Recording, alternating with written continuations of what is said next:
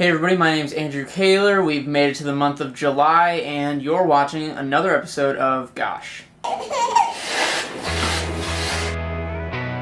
champions for the 27th time.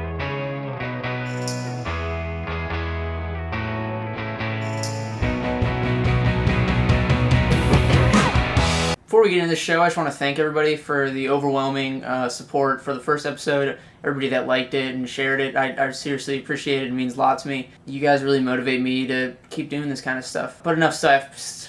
Sappy stuff.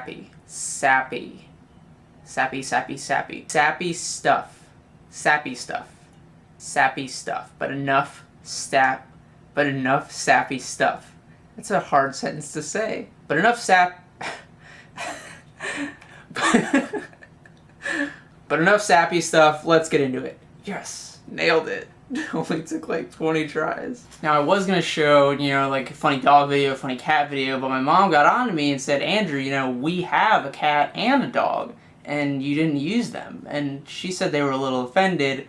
If you know my dog Boone, he's very sensitive, so I decided I was gonna take the opportunity, give him his chance to shine. But the damage had already been done. He ended up running away. Take a look. Boone! Oh, look at him, that little rascal.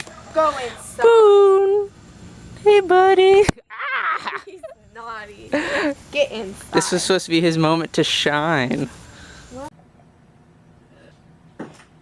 So today is July 2nd, and for as few birthdays as there were in the first video, there were seriously a bunch for this one today. Just to get into it, first off there's Ashley Tisdale. It's out with the old and in with the new. Goodbye clouds of gray, hello skies of blue. No, I actually remember going to a High School Musical 2 premiere party. My parents forced me to. And they showed the first episode of Phineas and Ferb afterwards. I remember that because I was like, this show looks stupid. And then I watched it and I was like, this show's not stupid. And there's Lindsay Lohan. The limit does not exist. The limit does not exist!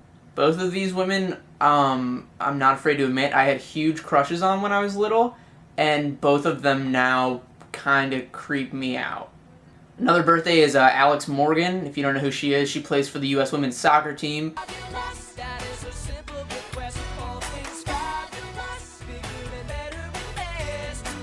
Speaking of which, congrats U.S. women's soccer team on that win over Germany. I'm not going to say I watched the game. Soccer's like 90 minutes, I think, or 70? I don't know. My brother watched it, and I was in the other room, so go America. Finally, there's Larry David. Now, if you haven't heard of Larry David, you've definitely heard of his show, Seinfeld. Now, you might say, Andrew, wait, the show's called Seinfeld. I'm pretty sure it's written by Jerry Seinfeld. Yeah, kind of. I mean, it was him and Larry David. It was definitely like, I almost want to say 50-50, because Larry David left for a couple seasons and then it got weird. So yeah, I'm going to say it. My definitive statement, Larry David is 50% of Seinfeld. Maybe. I don't know. I'm not gonna stick by that, actually. Larry David actually has his own show on HBO called Curb Your Enthusiasm. If you like Seinfeld, basically just imagine Seinfeld on HBO. So like no TV restrictions. The show is about Larry David playing himself, and actually everybody from the Seinfeld show actually is on the show every once in a while. So it's definitely something you want to check out if you were a fan of Seinfeld.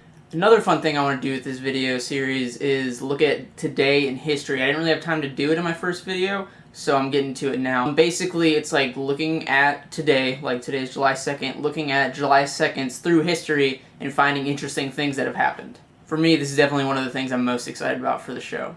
I don't know about you, but sometimes I feel like days pass by and they don't really matter, and that's not true. Every day matters. Every day can be the best day of your life. When you think about the best day of your life, it's not other people's decisions, it's yours. You get to decide if today's the best day of your life. It's a mindset, not a weighing mechanism. All the great things that have happened to you, all those special moments, all of those memories you've had have led up to today. You get to enjoy every single thing you've ever experienced today.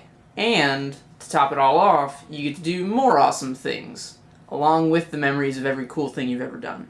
So on July 2nd, 1505, there's this huge thunderstorm, like ridiculously huge. The storm is literally so huge that this young guy dedicates his life to God because he's so scared of the storm. He says, God, like if I get through the storm, I'm going to become a monk, I'm going to dedicate my life to you, that's what I'm going to do. So the next day, storm passes, guy goes to the monastery, becomes a monk. That young guy's name was Martin Luther. Now, if you don't know who he is, Google him, he's pretty important. Okay, so now we're going to go to July 2nd, 1956, jumping ahead a couple years. Elvis Presley, probably heard of him, he recorded the song Hound Dog. You ain't nothing but a hound dog, you're crying all the time. You ain't nothing but a hound dog, crying all the time. Now, here's a fun fact for all you Elvis lovers. Elvis didn't actually write that song. The song is credited to Jerry Lieber, and it was sung by a woman called Big Mama Thornton.